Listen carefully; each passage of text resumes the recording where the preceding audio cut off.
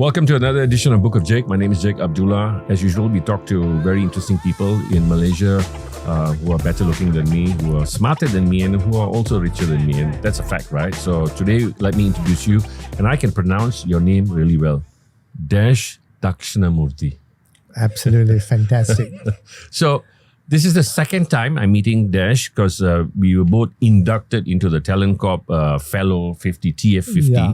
And I've heard so much about him. But it was really, to me, like deja vu. When I walked in and he waved at me and I waved at him and we... As if we connected in the last life. Yeah, like a house on fire. So, But I've heard so much about you. So in the startup world. So you started up in Malaysia. And you've been in the entrepreneurship ecosystem for a very long time. Tell us about yourself first. Let's start at the beginning. First, to set the context record, I'm not as smarter than him or richer than him. I beg to differ. So I did not start the startup world in Malaysia. Actually, I was one of the earliest fire starters, one of the very early fire starters. I'm deeply passionate about entrepreneurship. The reason I'm happy, or rather the reason I am passionate about entrepreneurship is actually it's a tool or a skill set or a mindset that actually enables people to move up, take the destiny of their life in their hands and change it. There's something that you told me, that's something that you mentioned when the last I saw you, which actually struck a chord, which is you can be an entrepreneur while working for a company. You see, entrepreneurship those days, traditionally, is about starting companies. The current view about entrepreneurship by the great thinkers and all that is actually, it is more a mindset, a skill set and a set of actions that it is not a nice to have, it is a need. Need to have. It's a need to have. So you could be an entrepreneur starting a company, or you could be a social change maker who's starting an NGO, or you could also be working for a company. You could even be working at a religious organization. So the mindset of an entrepreneur is to act in a condition of uncertainty or unknowingness, and to act on it. You don't have to wait for all the resources to be there. Okay, so where did you get this epiphany or a state of mind to delve into this? So I grew up in an environment where there was always never enough. It sounds like my family. So there's never enough money or never enough resources and all these things. So we grew up in that kind of thing. So there's a choice that I could have made to go and work for an organization. But when I was young, my late mother was some kind of an entrepreneur. You don't use the word entrepreneur at that time. She was some kind of... she did all sorts of things, She sold... Pardon the word, but she was hustling. That's the right word. That was what I was looking for. She was a hustler. She was selling saris. She was selling carpets. She was doing this all to make ends meet, but she wasn't very successful. She kept failing in everything. She used to give something to people and say, okay, never mind, you can pay me later, and they will not pay. So she was a confused hustler. She was also a social worker, meaning trying to help other people, but at the same time, she took on a lot of debt as well. So through that, I also grew up teaching tuition, starting various kind of little projects. I even sold fighting fish those days, sold matchbox cars. And then the most important thing is that I started giving tuition in mathematics. So at heart, I'm a teacher, I would say. I like to unlock people's potential, right? So that's what it is. So when did I get the epiphany of entrepreneurship is that probably as I was growing up, I liked to teach. And then somewhere in my 20s, I thought, helping people to start businesses is a great thing to do. I was a misfit in a corporate environment. I tried working in a corporate environment. What was your first corporate job? I was working in an accounting firm where I had to wear a tie and go to work. I had one tie. I wore it throughout the year. Ties, so I was a complete misfit. Yeah, I didn't think I didn't see myself sitting behind a cubicle, sitting behind a chair, trying to do this work. I mean, I have a lot of respect for people doing that. But do you think the uniformity stifles everybody? I felt it because I felt like a complete failure in school. Okay. Yeah. Well, our how do I say He's this? being very polite. No, this is a podcast where you have to spill the beans. Spill the beans, is it? Okay. Okay, our education system, the Prussian model of the education system, is designed so that we work for other people. Other people, yes. Okay, and when you work for other people, you have guardrails to work from. So there has to be some level of uniformity. Controls and all. Yes, correct. Yeah. So it does stifle. It does stifle creativity. It does stifle someone's. I mean, I would think that it eats up someone's soul at the end of the day. But I think many people enjoy climbing the ladder, becoming the managing director. I did for a while, and then, like you said, I lost my soul and then decided to walk away. Yeah. Okay. Yeah. So I walked away at a very young age. I made myself unemployable in 1994. So I just thought I was a failure regardless. But then again, I'm an experiment of one. So I thought, okay, as a failure, what else can you lose, right? Go and start a business. What was your first business? Okay, my first business was basically consulting because I'm a teacher at heart. So basically, it's consulting small and medium-sized companies. I came out from a accounting firm. I had an MBA in those days, 1990s. You're a big deal if you had an MBA kind of thing. Yeah. So it's not anymore though. Now everybody's got an MBA online. Yeah. So how did you conceive this idea of building Startup Malaysia? Okay, so entrepreneurship was something that, like I said, I was passionate about. So in the early 2000s, I actually had the opportunity to look. So, like I said, I'm a teacher in heart. I like to learn about what's next. Okay. So in learning about what's next, I saw the explosion of startups and tech entrepreneurs around the world. And Malaysia was quite far behind. So I partnered with the Kaufman Foundation at that time, which is a $2 billion organization. How did that come about? Through connections, through friends, people. I did a postgraduate in a diploma program in entrepreneurship at Cambridge University. So I met someone who introduced me, and then we brought the Kaufman Foundation to Malaysia. And it was a program for a week where they call it the Global Entrepreneurship Week. And that's when I was very interested in spurring the growth of entrepreneurs, not to build companies, but to discover the entrepreneur in them. So when I did the postgraduate program in entrepreneurship in Cambridge, so you have to pitch, you have to come up with a project, a real project to pitch to them.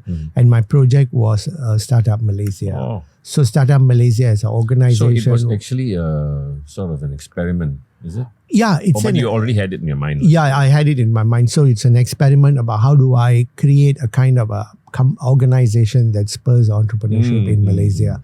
So to answer your question, does Malaysia have these environment for entrepreneurship? I think if you are a young person in Malaysia, or you are, the short answer is absolutely yes. It's not a politically correct answer. It is. I really mean it because I have worked in the environment here. Okay. I have also lived for a while in Australia. I have traveled quite extensively around the world, and also spent quite a bit of time going back and forth in Silicon Valley and come back here, right? So we did a program in 2013 when Obama was supposed to come here. It's called Global Startup Youth, where I brought together 500 youth, 250 Malaysian youth. Sorry, how did that come about? You brought Obama here. How? No. When Obama was supposed to come here, so he was supposed to come in 2013, but he didn't come because of so only John Kerry came, right? So during the program, they needed, Malaysia was doing the Global Entrepreneurship Summit. And at that time, they wanted a side program called Global Startup Youth. I conceptualized it to bring 500 youth to Malaysia. 500 youth together. 250 of them were from Malaysia. 250 was from 100 countries around the world. Okay. So when we brought them for a 3-day boot camp, I spoke to a lot of the youth, and they all come from a very, very difficult environment. Like, certain countries are developing countries. But Malaysia has a lot of it, resources prepared for it. The only thing is that I think we need more guidance, maybe, and sometimes there's too much money is also very bad. Tell that to my wife. But you have met Barack Obama before? Many times, yes. Okay. And 4 or 5 times. Okay. What was this about? Sorry, I have to ask now. Yeah, so in 2010, I was involved, I was invited in 2010 for the Presidential Summit of Entrepreneurship. So President Obama basically hosted the summit. And so I was one of them who went there. And I met the president. In fact, I called him to do a selfie, but he said if I did selfie with one person, I have to do selfie with everyone. So I was involved in that. And also after that, I connected to with the people in the State Department. I got a fellowship on entrepreneurship as well during that time. So I travel around the US. So when I connected with the people in the State Department as well as the White House, so I said, we should have the president come here, but I'm not the one who.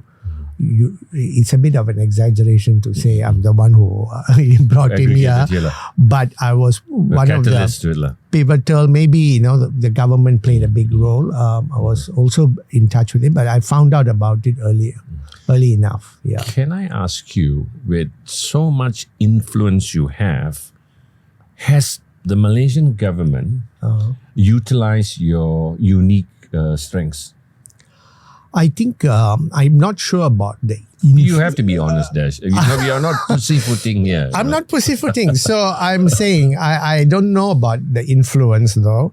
Yes and no. Yes, they have. I have been working with the government before, but not. The current government? Not anymore, not much. Okay. Yeah. So I work indirectly with private companies as well as with individual entrepreneurs. Yes. Okay. So tell me a bit about the Good Enough Entrepreneur. What is it? Okay. So I must say this, that with an anecdote, I sat beside this young lady who came from one of the Ivy League universities just a few days ago at an event. And I asked her what she does. And she said, I'm a scientist. I've graduated from one of these Oxbridge universities and I'm here. I'm trying to be a startup.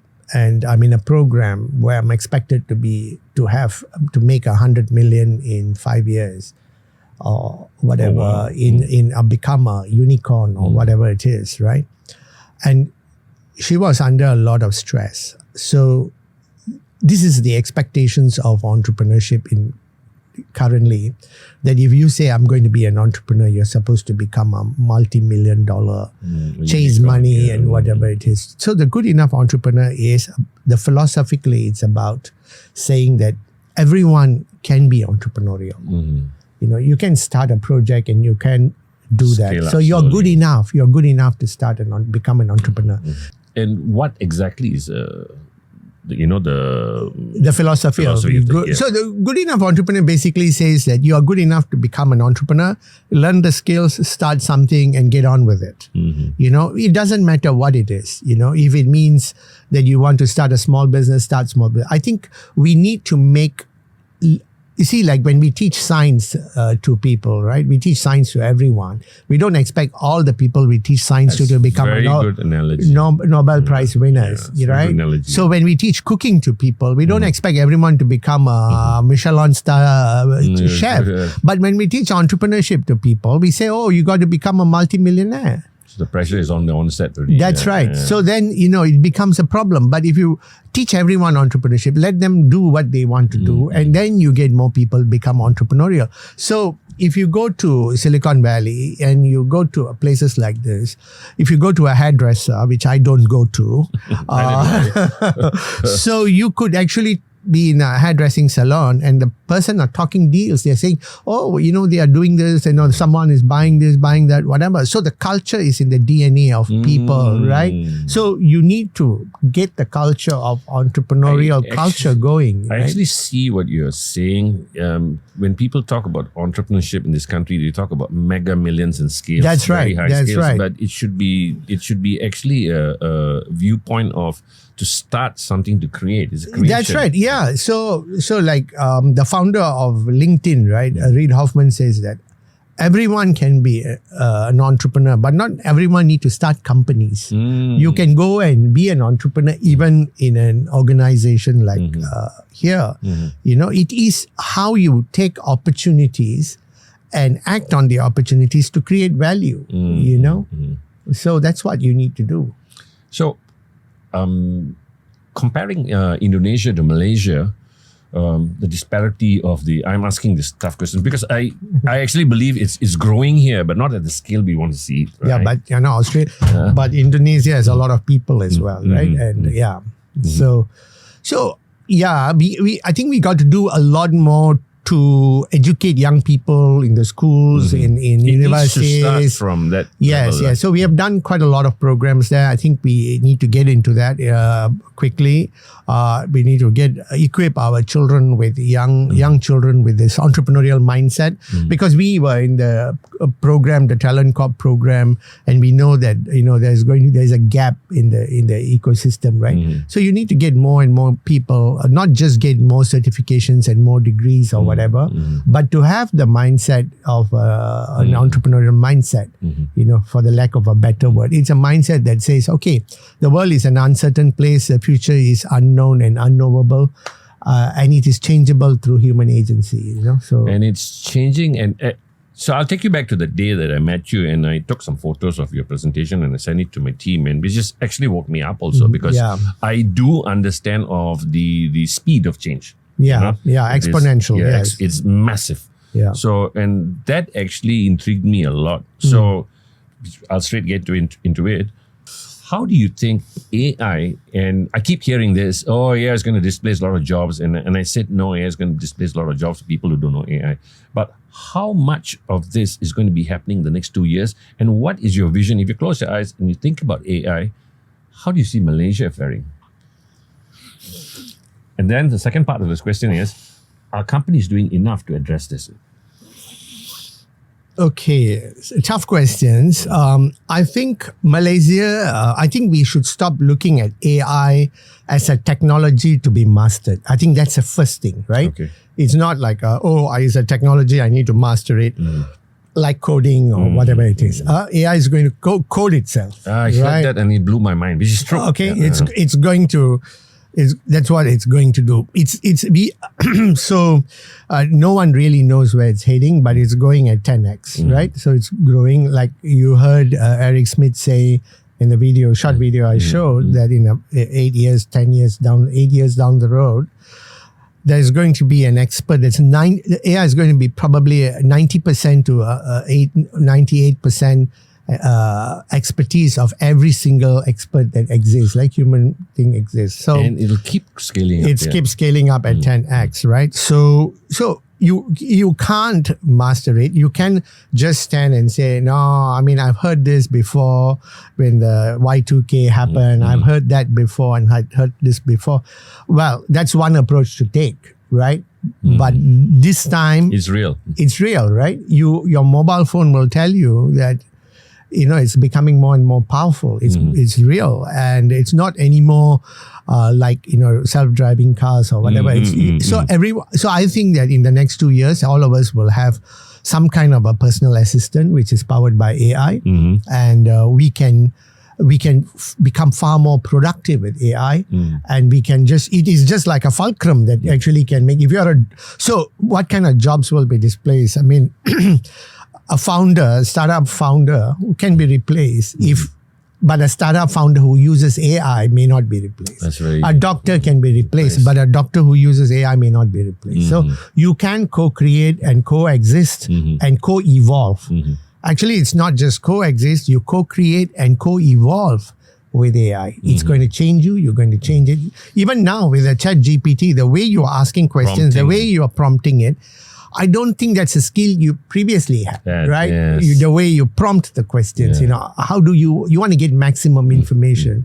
So now you are becoming a person who's thinking and asking questions that are powerful. And this goes back to the Socratic questioning in which the foundation of our civilization is, right? So I think yes, you got to get back to being more human, more aware. Is Malaysia geared for this ramp up of this change?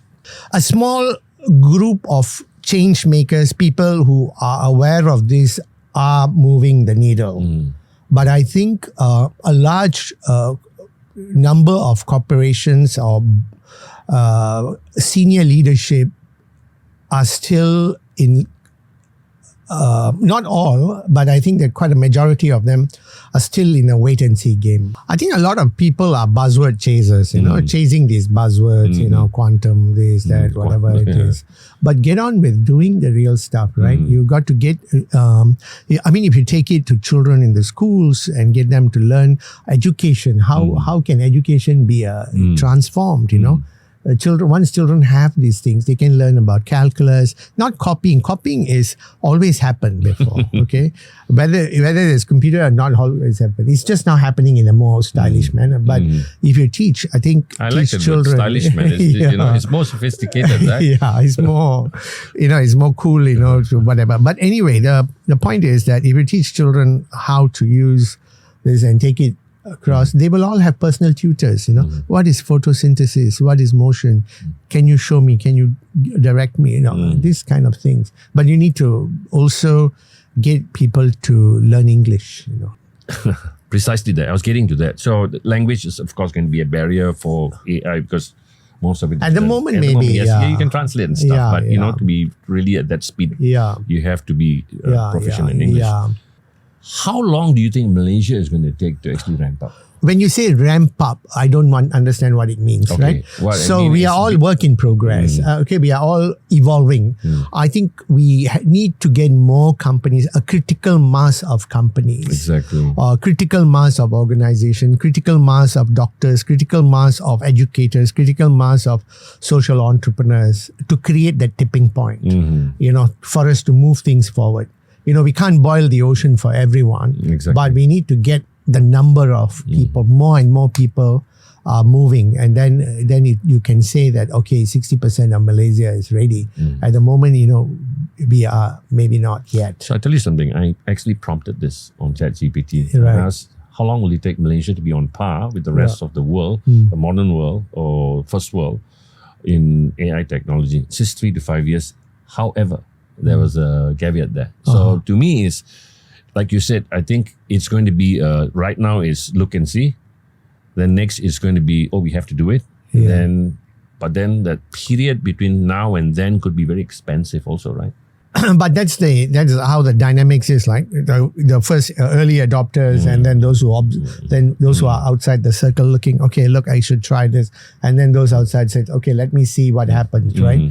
So I think I mentioned earlier, the critical mass has to move faster. I think we need to bite the bullet earlier than we don't have the luxury of time. Yeah. Are you excited about AI and all that? I'm very excited. Me too, man. I'm very excited to be born at the period of time when we didn't have internet, we didn't have handphones. By the way, we were born the same year. Same year, 1965. Yeah. Sorry.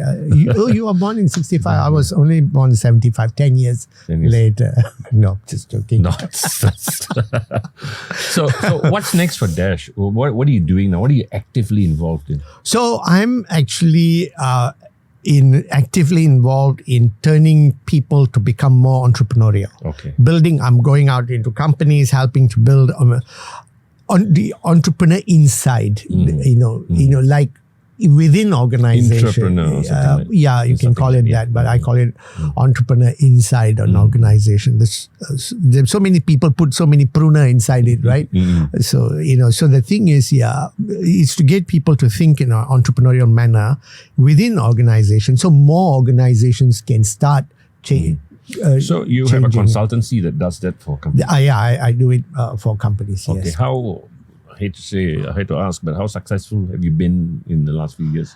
Well, I'm doing some large companies, but it's starting slowly to grow. So this is something that we are doing. So this kind of podcast will help definitely create the awareness. And that's the whole thing, because after chatting with him for a couple of an hour or so, I had a couple of thoughts in my mind. So here's a question. So when you started doing this, and how long did it take for you to get your first gig from a company?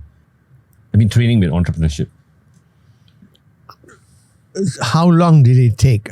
So during the pandemic was excellent for me. Really? Yeah, I was so busy because So when the pandemic hit, I think in 2020, beginning of 2020, I started a project called Basecamp. Basically, it's to help people in their midlife transition to entrepreneurship. Oh wow! Okay, and my Cambridge professor joined me as a partner, and we developed the program, and we started teaching the program. Okay, and then he had COVID, and he took a break, so I turned it to Act 2. Act 2 is another project or company of mine where we actually help people in their midlife transition to entrepreneurship. That means people who are saying, okay, I'm done working, I want to go out and start something. I have a little bit of money and I want to stretch the money till I'm going to live till 80, 90 or whatever it is. I probably may not have enough, or I may have enough, but I just want to do something, So how do I get started? Do I need to have a business plan? Do I need to have huge amount of money to start with, which is what the traditional way is. So I start with an approach that says you start with what you have. You start with what you can afford to lose. If you don't want to lose your money, you want to just start like that. So it's called the effectual approach, which is the approach we promoted by bringing the thinkers of entrepreneurship, Professor Saraswati to Malaysia. I did organize a huge event called Rethink Entrepreneurship, right, in October. And it is to shift the mindset of people to say from traditional entrepreneurship that you need to start with huge amount of money to who you are, what you know, who you know, and what can you afford to lose. So basically, that's how we started. So that makes entrepreneurship very approachable, very affordable, and very easily adaptable. I think that's the word, because when you said when you talk about people, when you use the phrase entrepreneurship, people think you need to scale up really fast and so it's crazy, right? People think that you need to scale up fast, you need to have a clear idea, you need to have a plan, you need to be absolutely but 98% of the people do not have a clear idea what their next day learning it on the go, right? Next day is going to look like, right? They don't have a plan. Today morning, get up, what I'm going to do. You can't plan these things, right? So you are drawn to, I've always wanted to do a particular thing and I just want to start. And I want to become the kind of person who just says, I just start something tomorrow and day after tomorrow. And then I continue with doing this. I got 3,000 ringgit to invest in it. I'll just start, I'll talk to people, and there is a methodology in doing it, and that's how great entrepreneurs have done it. Oh wow. Yeah. So I imagine you've done quite a bit, and reading from your Wikipedia and your LinkedIn and stuff. Okay. But let me ask you, what are you most proudest of And you think about Dash, and when in the heart of hearts where nobody walks, and then you tell us, I'm really proud of this. What is it? So I did when I said during the pandemic, I did a lot of these entrepreneurship programs, right? So there was this makcik from the north part. She sold curry puffs, 300. She used to sell it from the roadside. And she said she sold 300 curry puffs. And she came through a program and she joined the program. So I did this program and for her, for the small group of people.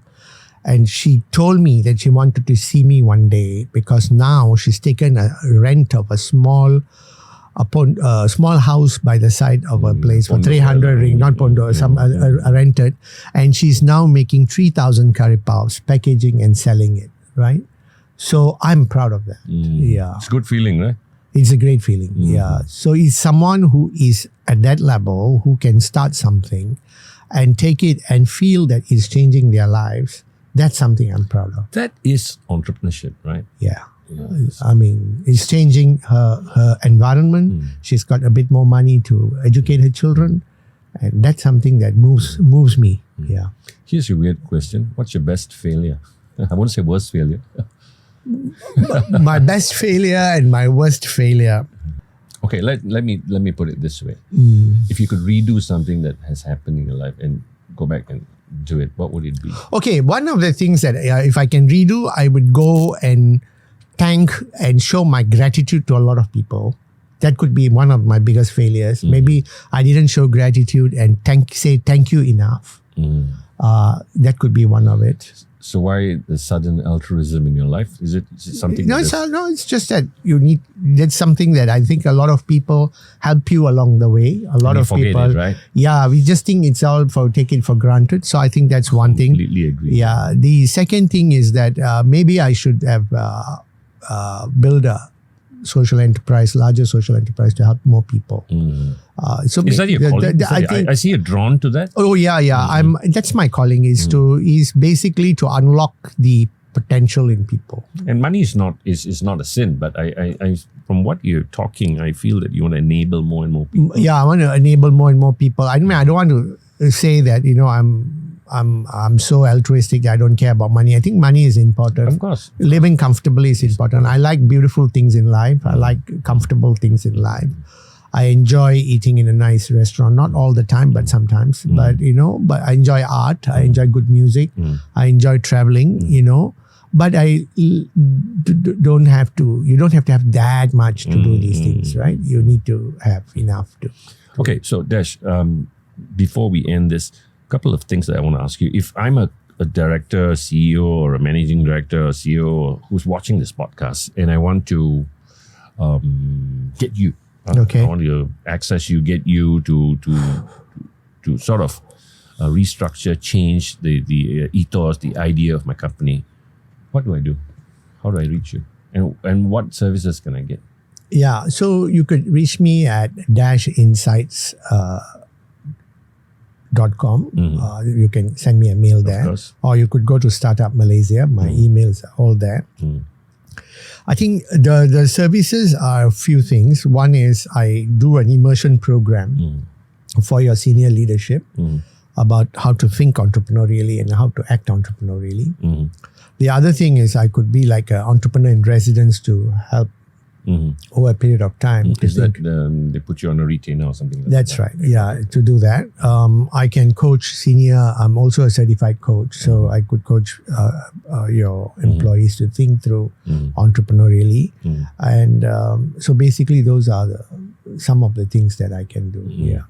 So before we end, any words of wisdom that you'd want to share with potential entrepreneurs or CEOs or somebody who wants to pick up business? I love the story about the machi. It reminds me of my mother. So, So is there anything that you want to share? Yeah, I think everyone is good enough to be an entrepreneur. Just start doing the doable and then pushing it. Thanks, Dash. Thanks for getting on the show. And a couple of things, guys. Like, share, subscribe. I'll put all Dash's contacts. You can reach him. This guy is to me is a wealth of knowledge. If you're a CEO, if you're a CEO, if you own a company, if you're an entrepreneur, this man is the man to talk to. Till then, see you guys next week.